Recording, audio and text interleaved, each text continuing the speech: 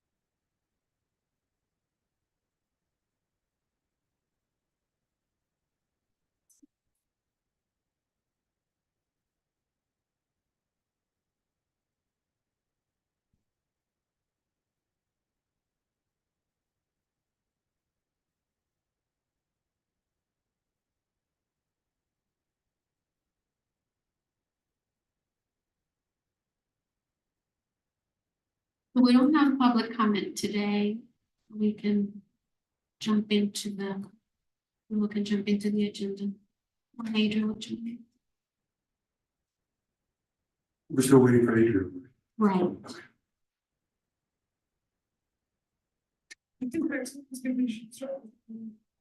Send her a text and let her know I sent her the link.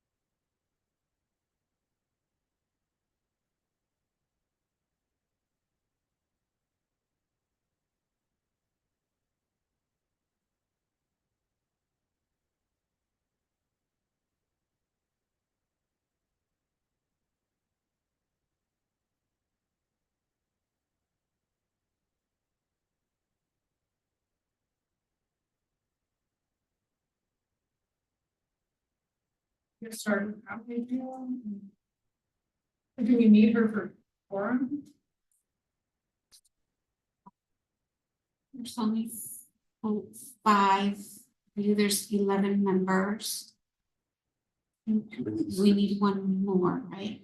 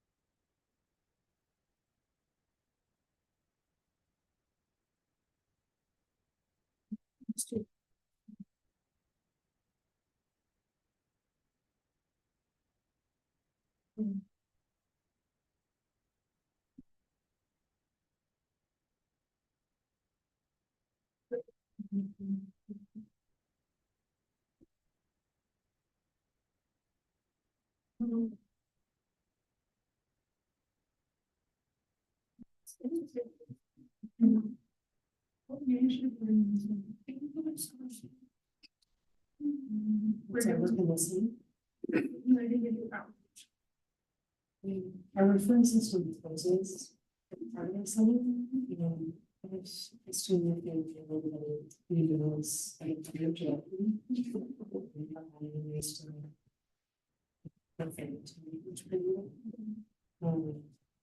Pretty how you show here, Been pretty good. I'm not good, so I'm not making you And personal, then checking. but I've seen you in videos and Superintendent Guerrero used to talk about schools. They're doing 10 person.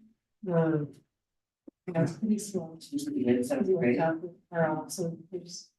than consulting with families on. So is that- and just Yeah, rotating yeah. connection, Good, good. especially with fragile. So you're finishing something? Students. Okay, great, all right, now, That's what we do. staring high school down. We'll get to next year, the eighth grade. It is. Awesome. Mhm. Yeah. It's nice. What do you do? So I each one campaign. Ooh, okay. We going to Dallas for some time. Oh my gosh. That sounds like Dallas, fun. Texas, Arlington. Oh, nice, okay. and then I was doing some You're a track, tell me, what do you do? 15,800 and some things like 80 by 4. Oh, wow. Wow, that's like very versatile, the long stuff. That's amazing. What kind of, is it like meets through a club? Kind of, and it's like extra like after the season. Because the season kind of ended after state last week, and it's just like meetings. So they kind of feel like adults like qualifying to like do other races. Oh, Like, yeah. Did you go to state? I didn't. I didn't say that state for middle school. Yeah, it's like the top 20 or 30 kids, I think.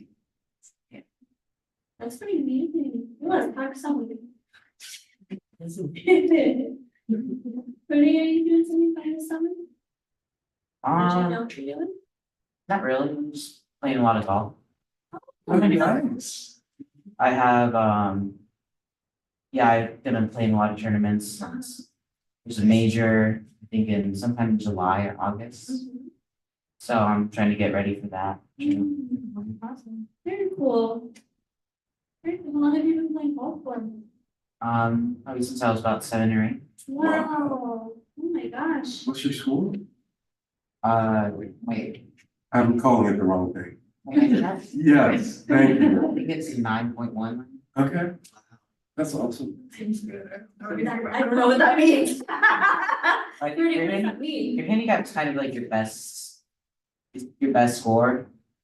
So if you post your score like on a app and it calculates I think your average and your best, it kind of finds like a middle ground or something like that.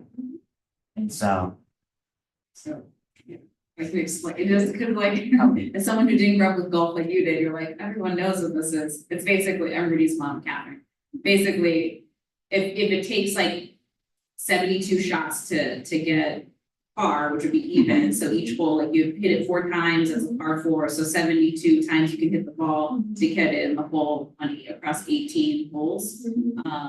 It's like 72 plus 9 would mean, that would be Rudy's handicap, is like he needs just an extra 9 more strokes. Meanwhile, mine is like 24. I was saying, 9 is really good. 9 is. 9 is really good, yeah. Yeah, it's not like a,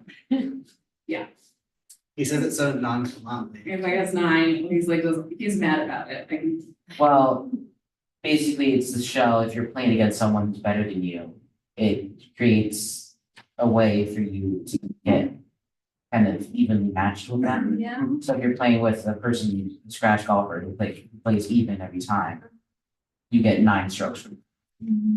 Are you part of the golf team or like a club or something? No, we don't have golf teams in middle school. I know that the high schools do have golf teams, so. So you just I'm- play, just like that? Mhm. Cool. It's cool. I used to play when I was younger, slimmer and much more flexible. For swinging the club. But I was never any good. It was just weekend recreation.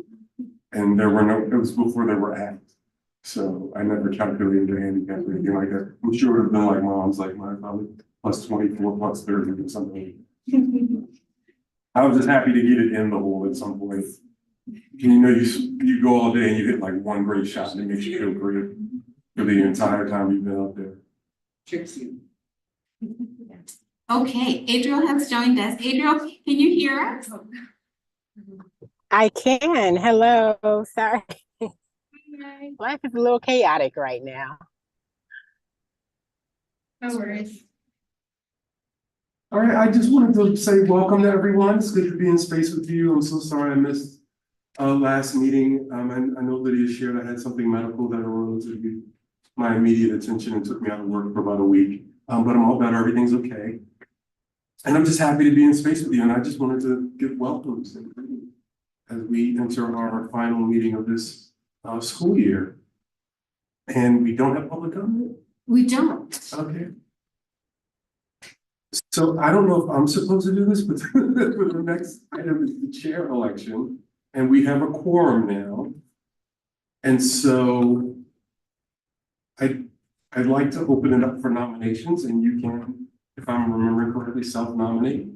If there's anyone interested in the room or online in being the chair of the committee.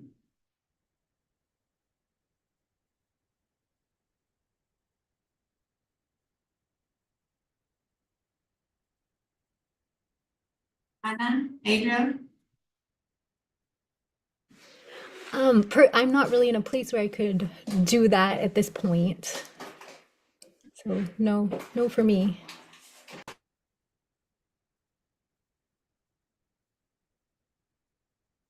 Were you asking me for a nomination? Is that what you? Well, I know you said you're interim. You made it clear. Yes.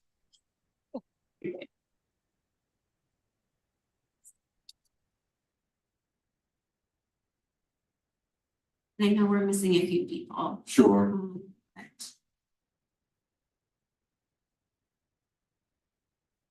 Okay, if there, and I understand it's a commitment to, be involved in a committee like this outside of your, daily work responsibilities and other life responsibilities and golf and track and everything else that we're all doing.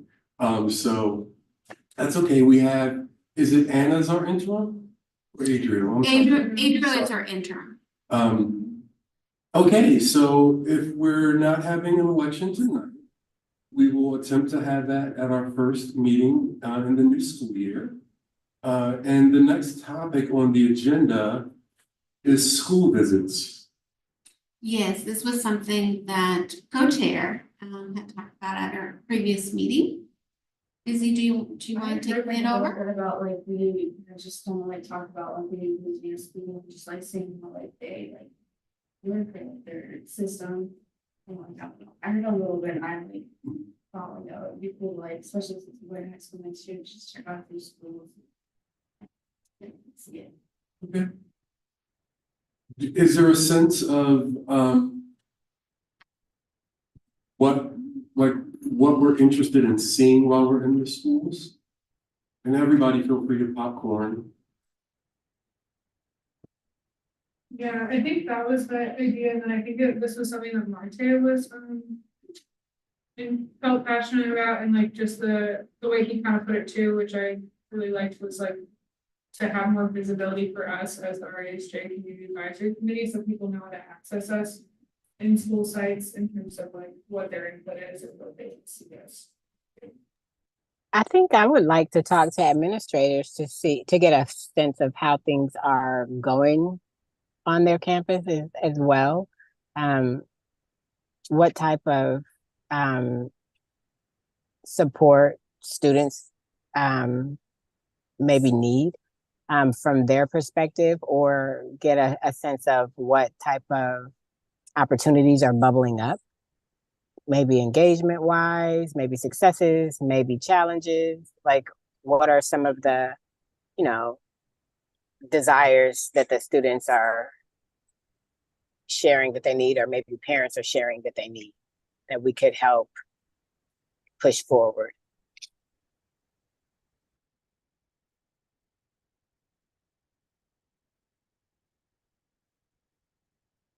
Anything else?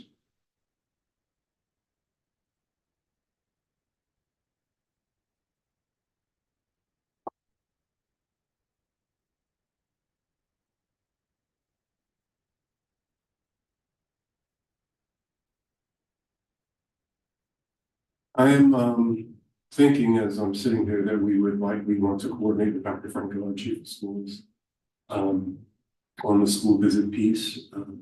I think it's great that the committee wants to be in schools and be visible and talk to administrators, and I just want to make sure that we add Dr. Franco on board and the senior directors of school knowledgeable of where we're visiting, where the committee would be visiting and when, and how that would all work.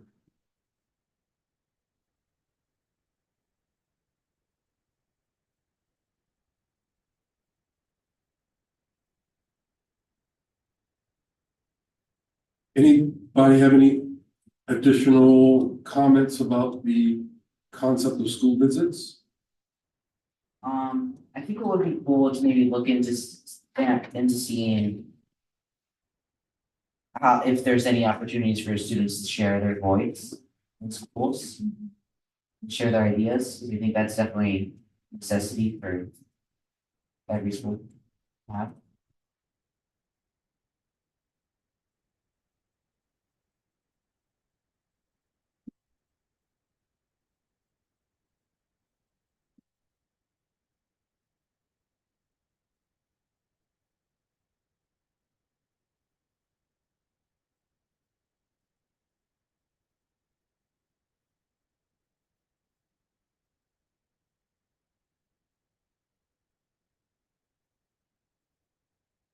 If there is if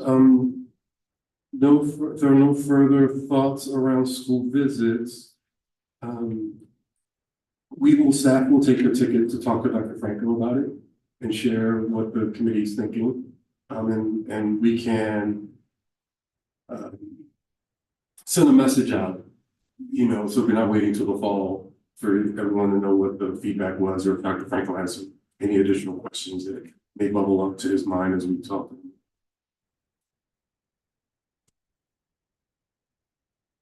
The next topic is the Successful Schools Survey. And I know Lydia sent out the last year's survey results of 3 different reports in electronically in PDF format.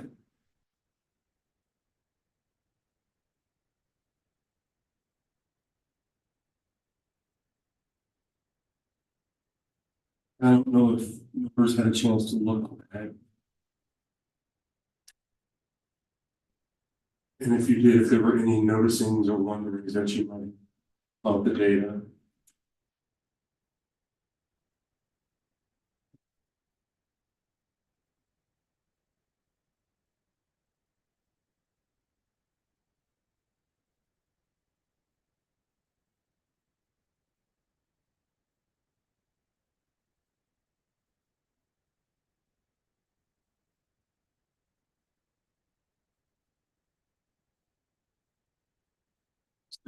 Was the results for grades 3 through 5, the secondary results, so that's middle school and high school students, and then family feedback.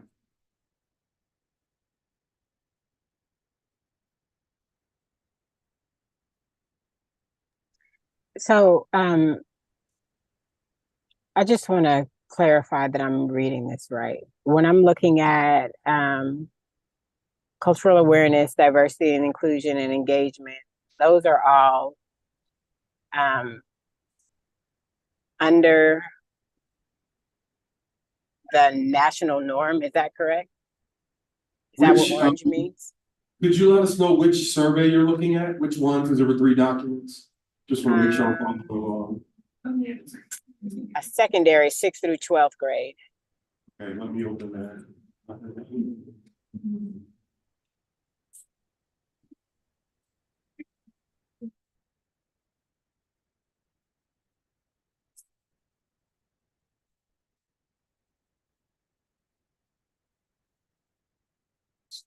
And so your question was whether cultural awareness and action, diversity and inclusion were below others nationally? Is that what orange means? That Yes. it's below the national norm or It is. median? It's Okay. Yes, the orange means it's in the lower percentile. So if I take, for example, the cultural awareness and action one at 44%, and it's got the orange dot that says it's 0 to 19th percentile, that means secondary students rated that higher than only 19% of other secondary students across the nation who take the same survey. So the higher percentile rank, which would mean that we're sort of above the national average, and the lower percentile rank means that we're below it. You are reading that correctly. Thank you. I have a question as well. Maybe I'm just not seeing it, but is there a place in here where the results are disaggregated by race? Because I know for, like, I look at the survey on the, what's it called, the actual platform. On the PBS website. No, not on the PBS website, like on where you look at the survey results live. For your school or whatever you have access to. That, Is there a way to see that here or? I have not discovered a way to download the report with the disaggregated data. These are the downloads that are available, and we've given Panorama some of that feedback because it does then require you to have online access to the platform to look at the disaggregated data. For example, we know from looking at the data from the past couple of years that when we think about safety, we know our students of color are saying they feel less safe than white students. We know that our students who identify as non-binary are also saying they feel less safe and things like that. And that's important for us to know. These reports don't give us that. Okay. Yeah, I think that would be like more, for me, that's the screen I always look at when I'm looking at my school or whatever, so I feel like that would be more. For me, that would be interesting for us to look at. There's a way. And do we have that information somewhere? I feel like I've seen it. It's in the electronic platform, but it doesn't, I'll look again or have someone much smarter than me on my team, look on my research team, look again. But I did not see a way to download that level of data when I pull these reports from the system, but I will double check.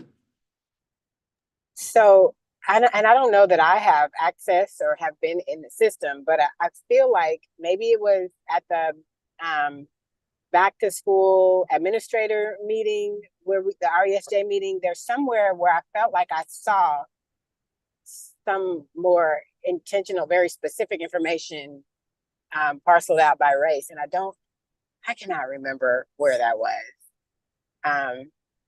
But is it safe to say that this is the only collation of information that we would be able to find that? Is this survey is the only, we do ask that question, and we ask it, sorry, not ask, we separate the information out by race, but only in the online portal. There's nowhere else where that information is. Is this the only survey that has that information? What I want to do is I want to double check before I give you an affirmative answer, just to make sure that the fact that we don't have disaggregated results isn't a function of my not knowing the platform as well as some of my team members. I know, for example, I could ask staff to go into the online platform, take screenshots, put that into a PowerPoint. That will be a way we could look at some of the information. We've shared that information with leaders and in different departments in the past. since I've been here. But again, I could not find a place where I could download the disaggregated information.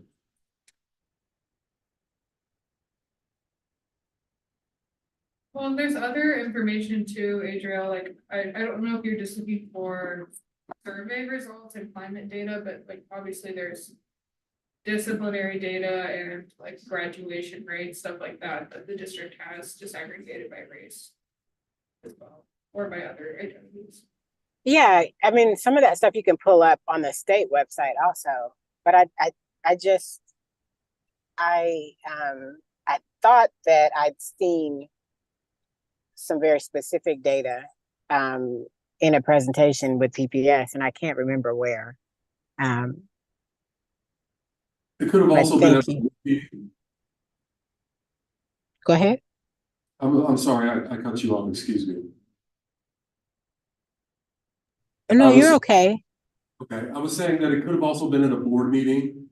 I know we have every year made an effort to present these data to the board, and often what has been included in those presentations is some of the disaggregated data. Again, those were, if I'm recalling correctly, screenshots from the online platform that were then put into a PowerPoint presentation. Okay, that's fair. Maybe it's all it feels like it's just all flooding, so I can't figure out in my head what meeting and where. So I appreciate you going down the rabbit hole with me, and I will just trust that you'll figure out how to get it in a meaningful way for us to look at.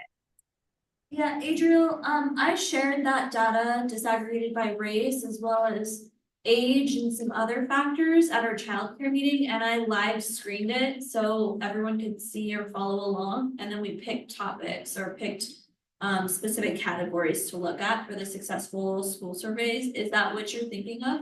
Yes, and thank you. Thank you very much. Okay.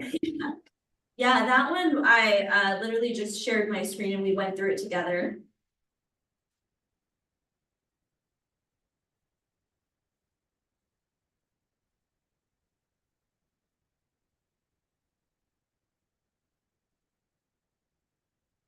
We could just And do that. Oh, sorry, go ahead.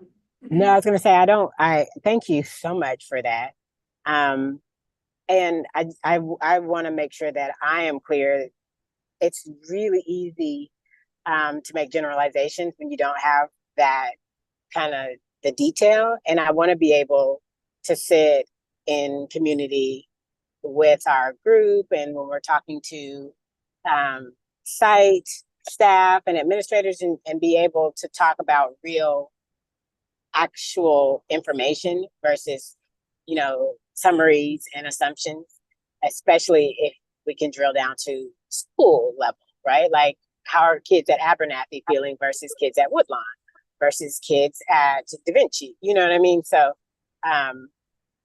my reason, and I think the shared, and I don't mean to speak for other people, but the shared goal is to be able to actually have conversations that will lead to impactful decisions and maybe adjustments for students. So just maybe a little bit of, you know, clarity around, we don't just want the information to have it, or I don't, right? So I hope that helps. Sure, that's very helpful. Thank you.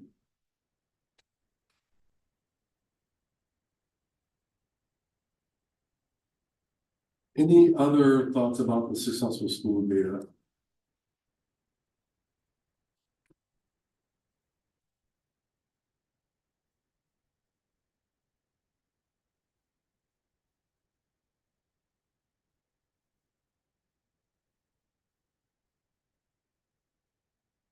All right, moving along, we have the topic of interrupting hate speech in PPS. And I know I'd asked Will if he could talk a little bit about what some of our efforts have been in that area. And then I know I saw an email where there was a PowerPoint that you wanted to share and talk through. Sure. I just Um, wasn't sure exactly what it would look like in terms of. I'm happy to do that. And the topic. Like for, I guess the agenda, it changed last time, which I understand, but then also this time it was titled differently in this agenda, so I just wasn't sure if we we're still talking about. The district response to power planning, if that's part of this conversation or not. I think it's fair that it could be, or we could, you know, the agenda, we could add that as a subtopic, as a separate, excuse me, not subtopic, but a separate topic. Yeah, whatever works, just we talked about that a few times. At a few different meetings of having that be on the agenda, and then things have happened where it hasn't been on the agenda, so I just wanted to make sure it's. On the agenda either with this or separately, I see that it could easily be connected. Sure. Will, do you wanna join us at the table? Yeah, sorry, my computer is about to die, so. Oh, okay, I'm sorry. No, no worries. I think it has enough charge now.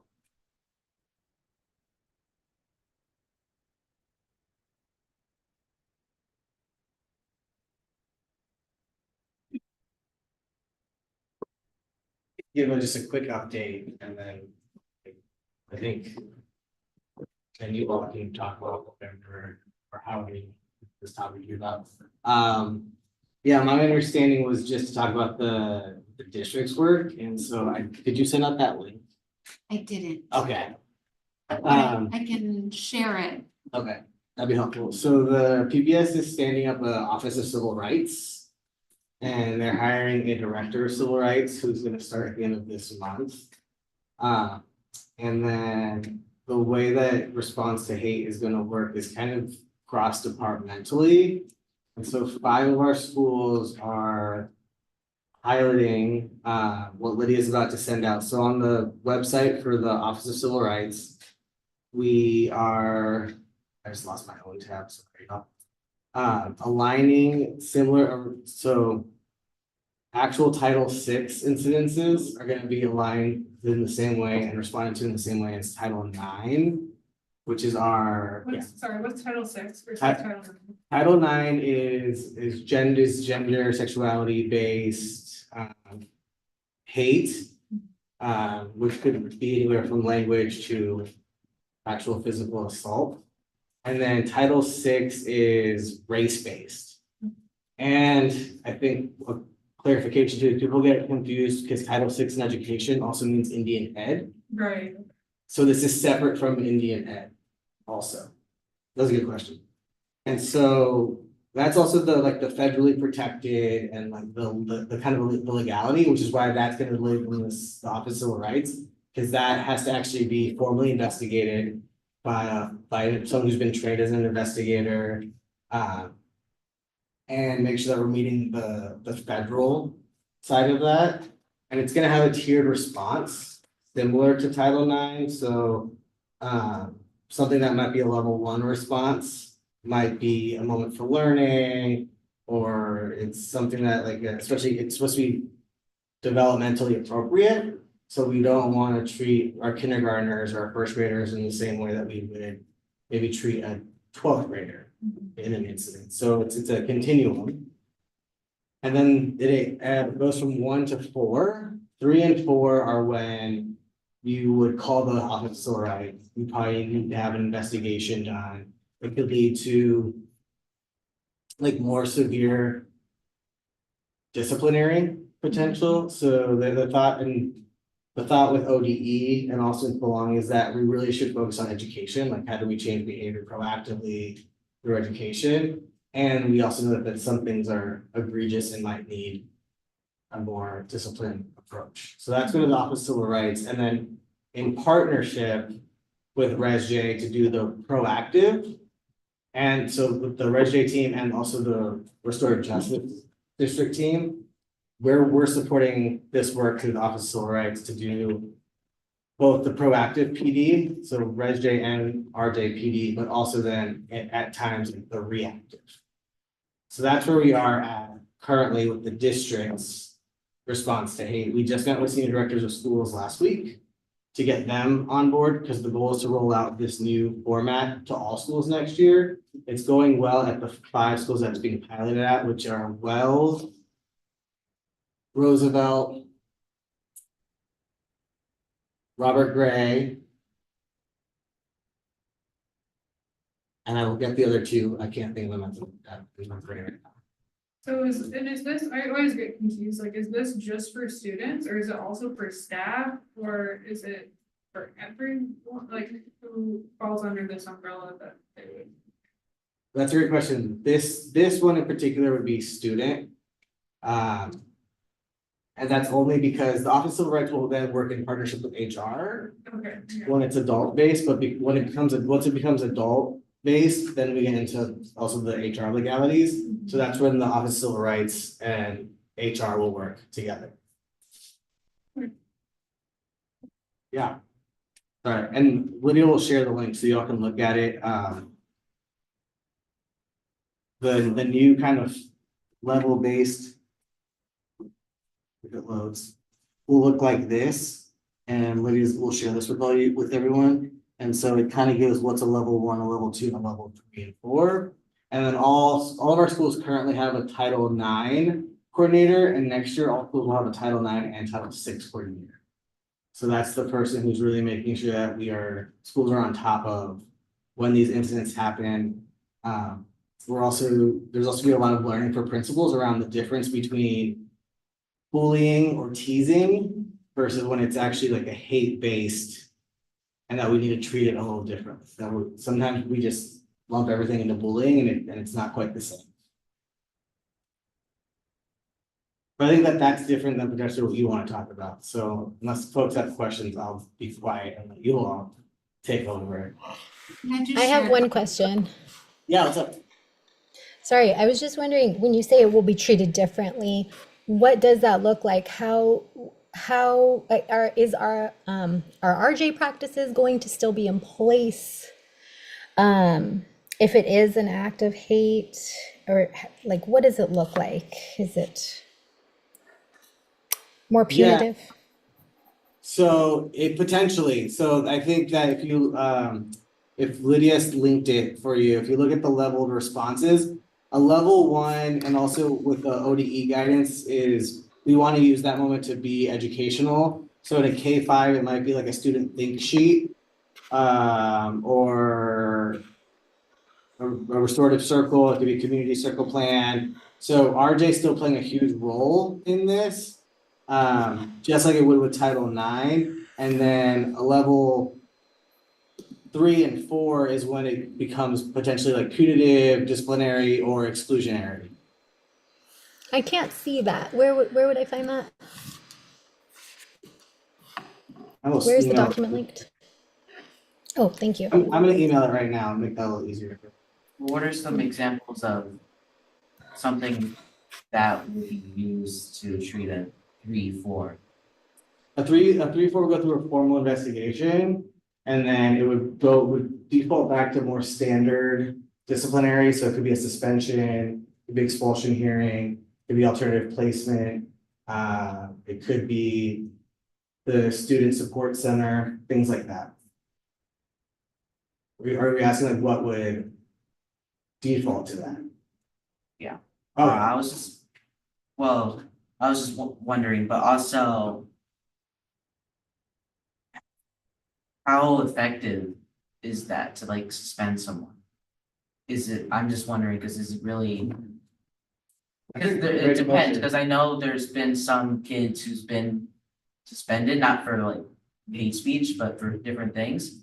And they said that their parents didn't care. It was just like they had time off.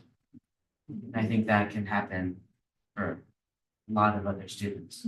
yes, and that's why we can get like the philosophical debates around. So the way that PPS states that we should use suspension, and Dana and Sarah aren't here, but we can invite them to another meeting. They'll invite their discipline student conduct coordinators. So suspension should only be used so that if there needs to be a pause, so that staff can come together and create like a plan of support or a safety plan, or what does that student need to potentially change that behavior? So in PBS currently, suspension shouldn't occur without consulting your senior director of schools and Dana and Sarah. So to your point, so it's not just, okay, you were suspended and now you come back to school and folks feel like, okay, well now what? It was a great point.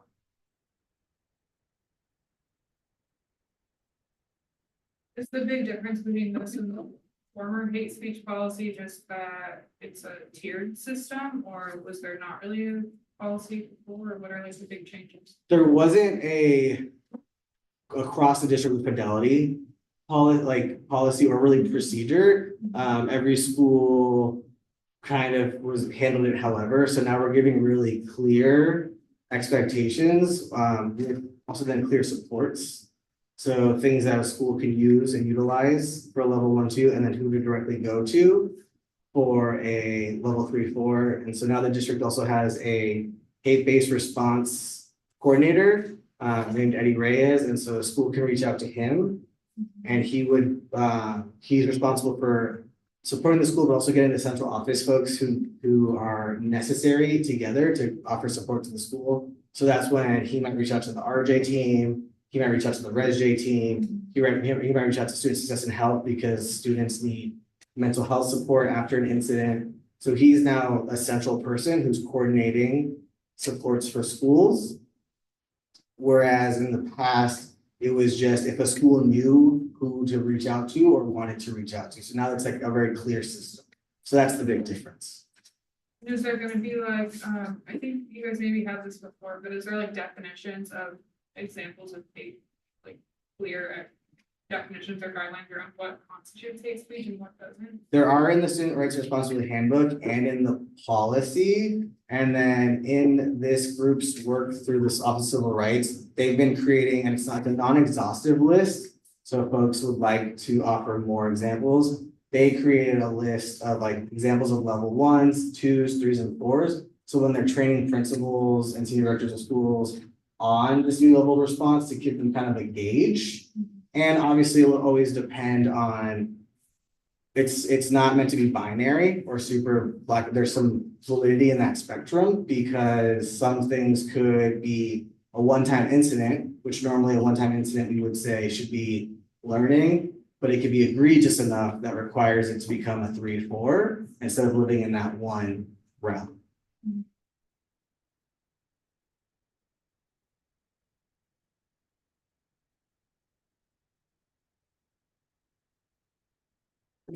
Excuse me. Any other questions for Will?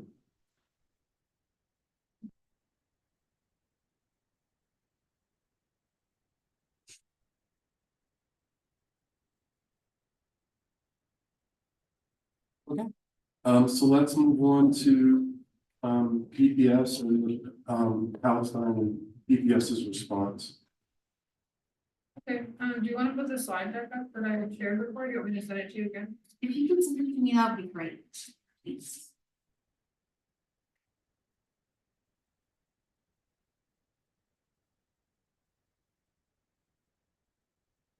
I'm curious to, I think this is something we talked about last time, but is there any information that you could share on this topic, since like we don't really know exactly what the district response has been so far, only from what we can tell externally, but like.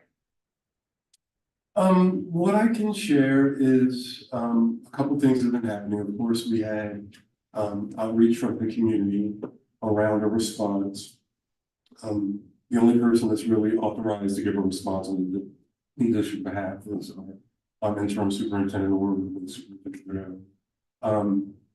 We have heard a lot of community feedback, particularly from the Jewish community. One of the things Dr. Husk and Dr. Husk has asked me to organize, and I've asked Jazz to help with, is organizing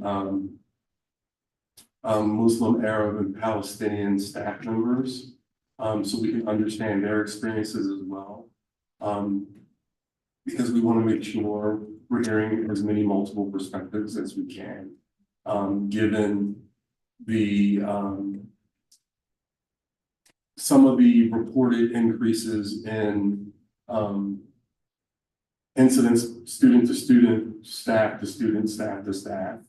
And so I know Dr. Husk is very much interested in understanding the current state of things in the district, so that she can provide that information to whoever the incoming superintendent is, so they don't have to start from sort of like a ground zero without any awareness.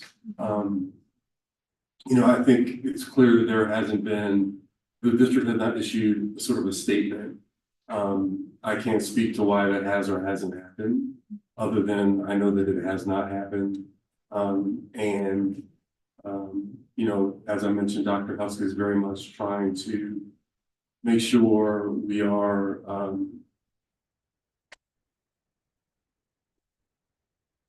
not violating anyone's right to speech. Making sure that, people feel safe in their buildings, to the extent that we can support that. And I know that she and Dr. Franco have been working with individual principals as different, events have occurred at some schools. And that's as much as I can share. And I guess my one follow-up question I have to that is, when you say that you've mostly done community outreach or received community feedback from the Jewish community, I mean, I think there's even multiple perspectives with the Jewish community, so I was just curious, or like, if there's been a diversity of perspectives in the Jewish community in terms of like Zionist and anti-Zionist perspective sharing, if that's something that's happened, or if it's been mostly under or the other? So, we will be hearing, there have been a couple of things that have happened. There have been some email exchanges between community members and the superintendent. There was a meeting between the superintendent and the Jewish Federation of Portland. We've had a rabbi from, to your point, we've had a rabbi from, Rabbi Barnett reach out to say exactly that, right? That the Jewish community is not monolithic. You know, we have, I have parishioners and community members, excuse me, who may have different perspectives, and we would also like to meet with you to share those perspectives. And so that meeting, I believe, has been scheduled and is occurring within the next couple of weeks. And so I do not feel that I can characterize in either of the, because even when we met with with community members who were attached to the Federation, there were different perspectives between them around and among them around what things were happening that were upsetting to them or concerning to them and not, right? And so I could not, with any level of confidence, say that one or another meeting was more Zionist or not, because I can't speak for how each of the community members within the space would identify. Okay, well, I mean, the Jewish Federation is known to be a very Zionist. That's helpful just to PBS is. It sounds like there's still a lot of community. Cool, thank you. Yeah, so I'm happy to just kind of walk people through this PowerPoint. It doesn't need to be super formal. I'm curious too, like if people want to show on their hand from a scale of like 1 to 5 or 0 to 5, what do you feel like you already understand about Palestine? Kind of the topic you're at now, or maybe other education that you've gotten, or I'll say like 4.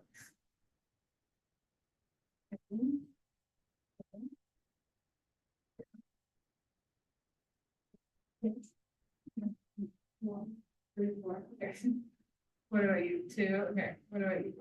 3. Okay, cool. That's helpful just to know kind of where people are at. So I wanted to start with this because I feel like this is really something that should kind of guide us in this conversation, and I think in like a lot of the work we do as a RESJ Community Advisory Committee, just this from the RESJ lens. We believe in the fundamental right to human dignity, and that generating an equitable world requires an educational system that intentionally disrupts and builds leaders to disrupt systems of oppression. I feel like that's kind of at the core of this conversation. Do you want to go to the next slide? And then this is still just from the graduate portrait, also stuff I think is really relevant to this conversation. It's talking about our students. They develop agency and advocacy skills to challenge injustice and change oppressive systems in their communities. They understand that the dominant historical narrative can minimize the perspective of people of color and contribute to institutional racism. They can deconstruct the dominant narrative and change it to a more balanced and inclusive one. I feel like this is really what we're talking about too, in terms of understanding the dominant narratives and challenging them and kind of trying to be more inclusive with understanding what narrative like we all have heard a lot, and kind of trying to bring in other narratives, and just understanding too how the dominant narratives can contribute to racism and injustice in our own kind of understanding of things. Do you want to go to the next slide? This might be more relevant to kind of bring back at the end, but this I thought also was really relevant because this is guidance that the district released with PPS legal after 2020 pertaining to political speech, particularly around Black Lives Matter.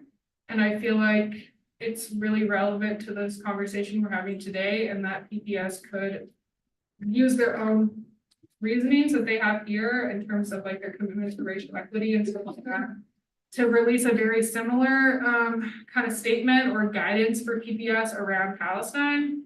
I think, yeah, if people want to take a few minutes to read through that. To me, when I saw this, I was like, oh, this is like an example of PPS already being in a moment that got really politicized, right? And being able to say like, these are our commitments to racial equity. This is what we affirm and we support, and like legally, this is what people are allowed to say who are like our staff or in our schools. And it doesn't mean that everyone's going to agree with it, and that's okay if everyone doesn't, but this is where we kind of like a line that we're drawing.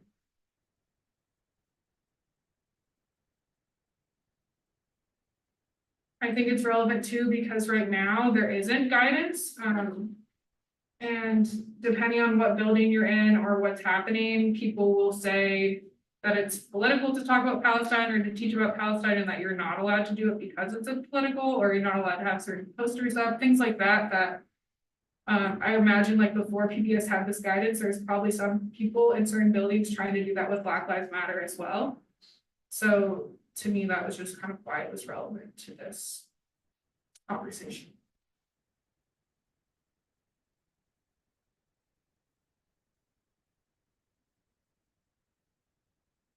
Does anyone have any questions about this or? And then you can go to the next slide. This like kind of, I was gonna bring copies for everyone. Actually, no, I don't have them, sorry. I brought them last time when I thought we were gonna do it.